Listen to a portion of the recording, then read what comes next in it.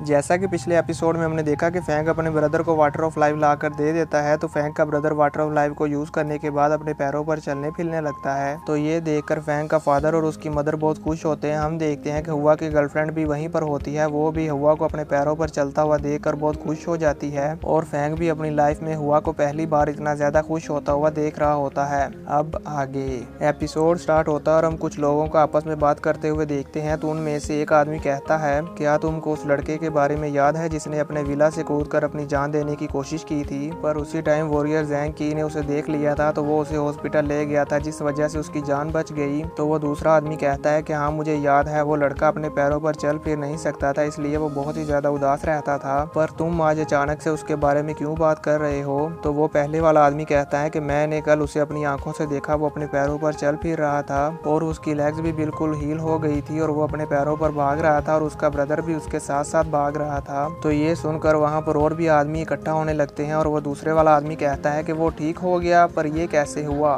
तो वो पहले वाला आदमी उन सबको बताता है कि मैंने सुना है लुओ फैंग ने एक बहुत ही ज्यादा प्रीसियस मेडिसिन को बाय किया ताकि वो अपने ब्रदर की लेग्स को क्योर कर पाए, और मुझे ऐसा लगता है कि उसने उसी मेडिसिन को यूज करते हुए अपने ब्रदर की लेग्स को हील किया है, इसीलिए वो आज अपने पैरों पर चल फिर पा रहा था। तभी वहाँ पर एक हैट पहना हुआ आदमी आता है और वो कहता है कि ये तो लुओ फैंग के लिए कुछ भी नहीं है। क्या तुम सब लोगों को इस बारे में नहीं मालूम कि लुओ फैंग हमारी बेस सिटी ऑफ जियांग नान के जिगजियान मार्शल हॉल का यंगेस्ट इंस्पेक्टर है और उसकी पोजीशन प्रेसिडेंट से भी ज्यादा हायर है, यहाँ तक कि मेयर की आर्मी भी उसकी रिस्पेक्ट करती है। उसके अभी के स्टेटस के हिसाब से ऐसा क्या है जो वो नहीं कर सकता। वो देखो लुओ फैंग अपने फाइटर जेट में बैठकर जा रहा है और उसके फाइटर जेट को देखते ही मालूम हो जाता है कि वो स्पेशल फाइटर जेट है और वो 10 बिलियन से भी ज्यादा प्राइस का है। ये सुनकर वहाँ पर मौजूद सारे ही लोग शॉक हो जाते हैं और कहते हैं कि 10 बिलियन से भी ज्यादा प्राइस का फाइटर जेट। और फिर वो हैट वाला आदमी उन सब से कहता है कि अगर तुम्हारा रिलेशनशिप लुओ फैंग के साथ अच्छा है तो फिर तुम्हें तो इसके लिए बहुत खुश होना चाहिए कि हम सब लोगों का घर लुओ फैंग के विला के पास है। जिसके बाद हम देखते हैं कि फैंग अपने फाइटर जेट में बैठकर कहीं जा रहा होता है और वो उन सभी लोगों के ऊपर से गुजरता है।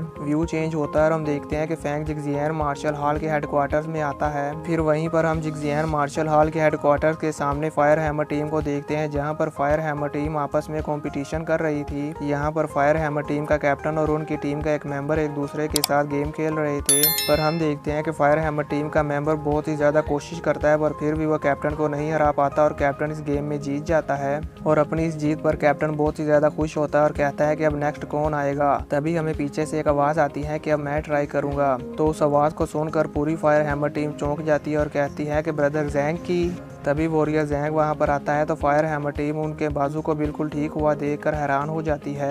ये सब लोग वॉरियर ज़ैंग की के बाजू को देखकर क्यों हैरान हो रहे हैं, अगर आपको इस बारे में नहीं मालूम तो मैं आपको बता दूं, जब फैंग फायर हैमर टीम में न्यू ज्वाइन हुआ था तब ये सब लोग मिलकर एक मिशन पर गए थे। तो उस मिशन के दौरान टाइगर स्क्वाड टीम और फैंग की कंट्रोवर्सी की वजह से वॉरियर ज़ैंग की को अपने बाजू को खोना पड़ा, क्योंकि टाइगर स्क्वाड टीम फैंग को मारना चाहती थी, इसलिए उन्होंने फैंग पर शूट किया, पर फैंग को बचाने के लिए वॉरियर ज़ैंग की आगे आ गए और इसी वजह से वॉरियर ज़ैंग की का बाजू कट गया। और तब से लेकर आज तक फैंग वॉरियर ज़ैंग की के बाजू को कट जाने की वजह अपने आप को मानता आया है। इसलिए फैंग वॉरियर ज़ैंग की के बाजू को हील करना चाहता था, तो उसने वो water of life brother Zhang की को भी ला कर दिया, जिससे कि वॉरियर ज़ैंग की का बाजू भी हील हो गया और वो भी अपनी नॉर्मल लाइफ में वापस आ गए। तो अब हम देखते हैं कि वॉरियर ज़ैंग की के बाजू को बिल्कुल सही देखकर फायर हैमर टीम खुश हो जाती है और फिर वॉरियर ज़ैंग की और फायर हैमर टीम के कैप्टन के दरमियान वो गेम स्टार्ट हो जाती है, जिसमें हम देखते हैं कि फायर हैमर टीम का कैप्टन हार जाता है और वॉरियर ज़ैंग की बड़े ही आराम से कैप्टन को हरा देता है। तभी वो सभी लोग देखते हैं कि फैंग भी जिगजियान मार्शल हॉल के हेडक्वार्टर्स में आया हुआ था, पर उन सब को इस बारे में नहीं मालूम था। जैसे ही वो देखते हैं कि फैंग का फाइटर जेट वहां से जा रहा है तो उन्हें मालूम हो जाता है कि ये फाइटर जेट फैंग का है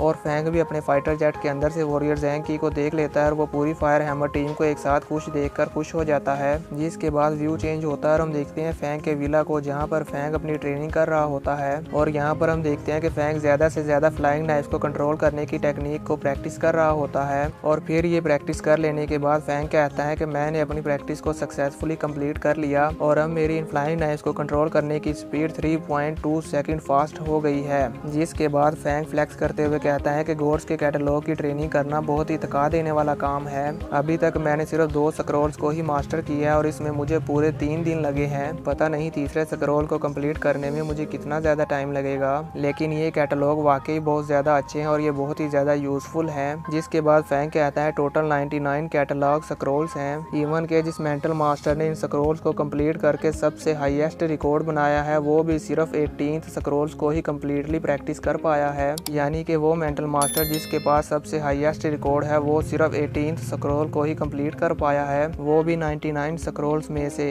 जिसके बाद फैंग कहता है कि आगे आने वाला हर स्क्रॉल एक टेस्ट की तरह है जिसे पास करने के बाद ही मैं इसे मास्टर कर पाऊंगा। और फिर इन सब के बाद फैंग की नज़र अपने गोल्डन नेट पर जाती है तो फैंग अब गोल्डन नेट की प्रैक्टिस करने लगता है और अपने उस गोल्डन नेट को एक डमी पर यूज़ करके टेस्ट करता है और कहता है कि गोल्डन नेट को यूज़ करते हुए अपने एनिमी को पकड़ने के लिए स्पीड बहुत ही ज़्यादा इंपॉर्टेंट है और मेरे अभी के लेवल को देखते हुए मेरा ये गोल्डन नेट लिया को पकड़ने के लिए काफ़ी नहीं है और इसके अलावा मेरे इस गोल्डन नेट का एरिया भी बहुत बड़ा है, मुझे इसे यूज़ करने के लिए अभी बहुत ज़्यादा प्रैक्टिस करने की ज़रूरत है। फैंग ये सब सोच रहा होता है कि तभी उसकी कम्युनिकेशन वॉच पर एक मैसेज आता है। जिस मैसेज को रीड करने के बाद फैंग बहुत ही ज़्यादा खुश और एक्साइटेड हो जाता है। और दोस्तों मैं आप सबको बता दूं कि ये मैसेज यू इनके ब्रदर जू गैंग का है जिसने फैंग को बताया है कि मेरी सिस्टर एयरपोर्ट पर आ चुकी है, तुम उसे लेने के लिए चले जाओ। इसी वजह से फैंग बहुत ज़्यादा खुश हो गया और एक्साइटेड भी हो गया और वो जल्दी से अपने कपड़े पहनकर रूम से बाहर आता है और कहता है मदर फादर मैं काम से जा रहा हूँ, आप मेरे आने तक का वेट मत करना और लंच कर लेना। तो उसकी मदर कहती है कि अभी मत जाओ, लंच रेडी है, लंच करके ही जाना। तभी फैंग को उसका ब्रदर आवाज़ लगाता है तो फैंग उसकी तरफ देखता है तो वहाँ पर उसके ब्रदर के साथ उसकी गर्लफ्रेंड भी होती है। तो फैंग कहता है जियो नान आज हमारे घर विजिट करने के लिए आई है। तो जियो नान फैंग को कहती है हाँ। तो ये सुनकर फैंग हुआ से कहता है कि तुम्हें इसे कंपनी देनी चाहिए और फिर आफ्टरनून के टाइम इसके साथ वॉक पर जाना और इसे इसके घर तक ड्रॉप कर देना। तो ये सुनकर हुआ खुश हो जाता है और कहता है ठीक है ब्रदर मैं ऐसा ही करूँगा। तो फैंग की मदर कहती है कि जब तुम ट्रेनिंग कर रहे थे तो बहुत सारे लोग तुमसे मिलने के लिए आए थे और वो तुम्हारे साथ अच्छा रिलेशनशिप बनाना चाहती हैं, उनमें से तुम्हें कोई ना कोई ज़रूर पसंद आ जाएगी। तो ये सुनकर फैंग अजीब सा फेस बनाते हुए कहता है मॉम मैंने आपको पहले भी कहा था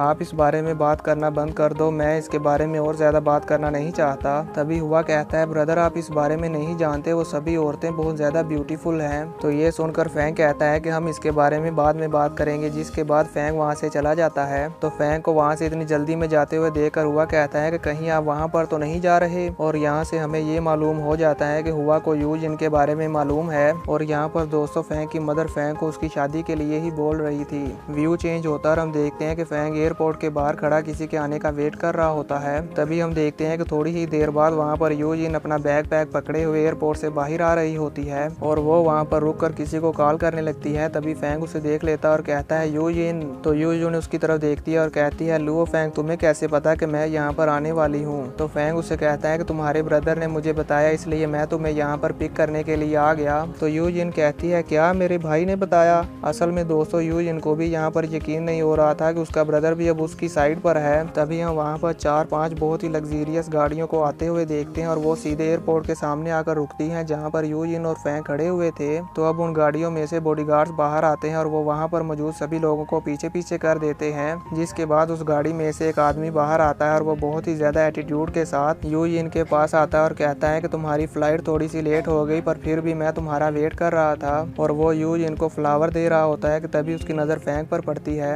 तो वो यूजिन के पास जाकर पूछता है क्या ये तुम्हारा ड्राइवर है। तो यूजिन गुस्से में कहती है नहीं। ये सुनकर वो लड़का अपने हाथ में पकड़े हुए फ्लावर्स को पीछे की तरफ फेंक देता है जिसे उसका सिक्योरिटी गार्ड कैच कर लेता है। तो अब वो बड़े ही एटीट्यूड के साथ फ्लैक्स करते हुए फैंग से कहता है हेलो मेरा नाम है सन चाओ, तुम कौन हो। तो ये सुनकर फैंग अपना हाथ आगे बढ़ाता है और कहता है कि मेरा नाम लुओ फैंग है। पर हम देखते हैं कि सन चाओ फैंग के साथ हैंडशेक नहीं करता और कहता है अच्छा तो तुम वो हो, मैंने अपने भाई से तुम्हारे बारे में सुना है, तुम उसके क्लासमेट हो और उसने मुझे बताया था कि तुम एग्जाम रूम में क्वेश्चन को देखकर बहुत ही ज्यादा हैरान हो गए थे जिस वजह से तुम वहीं पर बेहोश हो गए और तुम्हें पूरे 3 दिन तक होश नहीं आया और तुम 4 दिन तक हॉस्पिटल में एडमिट रहे। सन चाओ के मुंह से ऐसी बातें सुनकर यूजिन को बहुत ही ज्यादा गुस्सा आता है और फैंग भी अपना हाथ पीछे हटा लेता है और फिर सन चाओ फ्लैक्स करते हुए कहता है कि तुम यहाँ पर किस लिए आए हो। तो फैंग उसे बताता है कि मैं यहाँ पर यूजिन को पिक करने के लिए आया हूँ। ये सुनकर यूजिन भी खुश हो जाती है तो फैंग भी उसकी तरफ देखकर मुस्कुराता है। तभी हम देखते हैं कि सन चाओ उसकी ये बात सुनकर बहुत ही ज्यादा जोरों से हंस रहा होता है और कहता है वाकई ही ये तो एक कोइंसिडेंस है,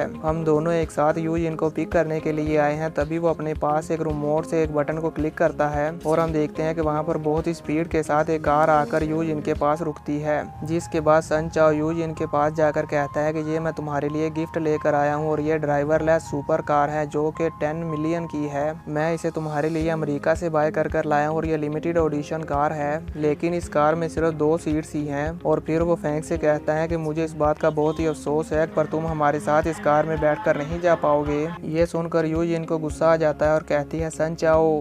तभी वहाँ पीछे से एक आवाज़ आती है, यंगर ब्रदर इन लॉ। ये सुनकर सन चाओ खुश हो जाता है और फैंग के सामने आकर खड़ा हो जाता है। असल में दोस्तों यहाँ पर सन चाओ को ऐसा लग रहा था जैसे कि यूजिन का भाई इसे ही ब्रदर इन लॉ बोल रहा है, पर हम देखते हैं कि यूजिन का ब्रदर सन चाओ के पास से गुजर जाता है और जाकर फैंग से मिलता है और कहता है, यंगर ब्रदर इन लॉ, मुझे तो यकीन नहीं हो रहा कि तुम वाकई ही यहाँ पर आ गए हो। मैं आपको यहाँ पर देखकर बहुत सरप्राइज हो गया। ये सुनकर यूजिन हैरान होते हुए कहती है, ब्रदर ये आप क्या बोल रहे हैं, क्या आपको मालूम भी है? पर जू गैंग यूजिन की बात नहीं सुनता और सन चाओ से कहता है, चलो मैं तुम्हें इस लड़के से इंट्रोड्यूस करवाता हूँ। ये हमारी बेस सिटी ऑफ जियांग नान के जिगजियान मार्शल हॉल का सबसे यंगेस्ट इंस्पेक्टर है। सन चाओ जैसे ही ये बात सुनता है तो वो ये सुनकर बहुत ही ज्यादा शौक हो जाता है और कहता है, इंस्पेक्टर। और साथ ही साथ जू गैंग उसे बताता है कि ये गॉड ऑफ वार पैलेस में new invincible God of war warrior है। ये सुनकर सन चाओ को बहुत बड़ा झटका लगता है और कहता है, इनविंसिबल गॉड ऑफ वार। ये सब सन चाओ के लिए काफ़ी नहीं था कि तभी जू गैंग कहता है कि ये मेरी सिस्टर के लिए डेस्टिनेटेड था कि वो लुओ फैंग के साथ ही शादी करेगी और ये मेरी सिस्टर का होने वाला हस्बैंड है। ये सुनकर यूजिन और फैंग शर्माने लगते हैं, पर हम देखते हैं कि सन चाओ को इससे बहुत ही बड़ा झटका लगता है और वो अपने पैरों पर खड़ा भी नहीं हो पाता और पीछे की तरफ गिर जाता है। और इसी के साथ ये एपिसोड यहीं पर ख़त्म हो जाता है।